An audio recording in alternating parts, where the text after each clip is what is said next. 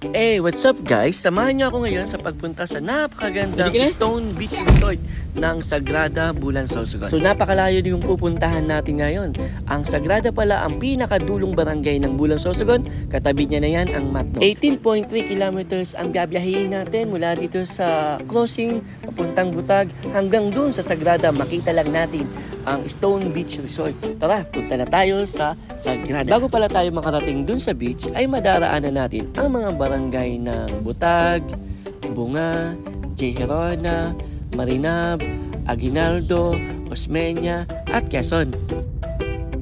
Kahit malayo man yung pupuntahan natin, ay wala kayong magiging problema sa pagbiyahe doon kasi napakaganda ng mga kalsada rito. Yadi na pala kami sa Barangay Sagrada, kaya lang ang Bato Beach na yung nasa unahan lang pala. Lagpas kami. Ay, di pala dito bago mag-abot sa sentro sa Sagrada. Kagihan lang. Dalawa pala ang daanan papunta dun sa beach. Ito para sa may mga service at yung mga tao lang dun mismo sa may hagdan sa may gilid. Let's go.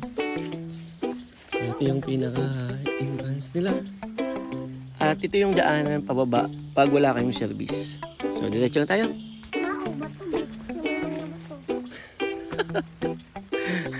So may point din naman ang ano ko, kaya tinawag tong Bato Beach kasi napakaraming bato talaga, pero promise ang ganda ng lugar dito. Kami walang video. Ang entrance pala dito ay 20 pesos kada isang tao. At kung magka-cottage pala kayo, 300 pesos po ang isang cottage. Pero napapag-usapan din naman yan. Kasi mabait din naman dito yung mga namamahala eh.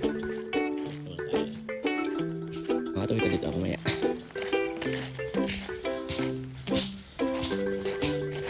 So, maya to ang Barangay Sagrada, ang proper. Ito yung Bato Beach. Ganda. Napakalinaw, super. Super ganda dito. Pinit ang tubig. Sabi sa ni Kuya, doon daw sa may banda malalim, may mga tayong na. So, pwede daw magkuha. Libre daw. Kung kaya niyo. So, kalinaw oh. Ay, nahararong pa man ha. Padako pa ini. At itong nakikita nyo ay napupuno daw ito ng tubig minsan. Siguro pag high tide siguro. Hindi ko kasi naabutan na may tubig pero ang ganda nito. Parang maliit na kuweba. Ayun, may mga naliligo dun sa part na yun. Pupuntahan natin yan. At hindi sabi kanina, pag malalim daw, pag di ubas, maganda tumalon-talon dito. As in, grabe ka ganyan. Punta tayo dito. May akyatan din naman dun sa may unahan. So, dahan-dahan lang tayo. May mga kuwebo. Oh. Grabe, ano ba yung laman? Tara, subukan natin. Tabi-tabi.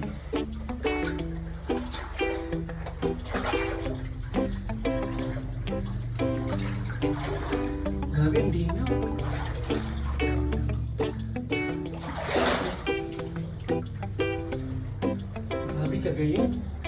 Grabe ang ganda dito sa Stone Beach Resort. Napakaganda na at napakalinaw ng tubig dito. Aside sa dagat, mayroon pa kayong mga kuwebang pwedeng i-discover. Sulit na sulit. Uy! Okay. So dito pwede ito magpwestuhan, no? Grabe. Oh, wait lang! Super ganda ng lugar, promise. Busog na busog ang mata nyo at napaka-presko ng tubig dito. As in, pwede pala kayong kumuha ng mga yamang dagat dito like isda. May kasi naabutan kong may mga namamana dito. Mga taga-Bigin, tas Gati ito. Ayos pa magpana. Ay, kumapara na. Pwede shout out. Pwede. Kita nakasakat kay mga kaanon, palasan na. Huwag kayo naman sa taas. Siguro dito banda sa una ng sakatan sila. So, ito yung comfort room nila. Wala tayong problema sa paghanlaw. At ito yung pier na beach resort na Bato Beach. So, kung sa dagat kayo dadaan, pwede nyo idaong dito yung bangka. At ito yung kabuuan beach. Ganda. Linaw. Dito sa may kaliwa ang Sagrada. May mga tayong daw dito, sabi ni Kuya. Free daw kumuha. Pwede din kayo, libre. Ganda. Tapos ko ng tubig. Tsaka yung mga bantay, mga approachable.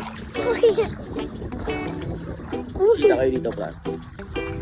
Ganda, sulit. Ang ganda ng formation ng puno dito. Hanggang dito na lang po ang aming video. Sa mga gustong pumunta rito, ingat na lang po kayo. Malayo man, pero pagkarating nyo rito, sulit na sulit ang layo ng biyahe. Hanggang dito na lang po. Peace out.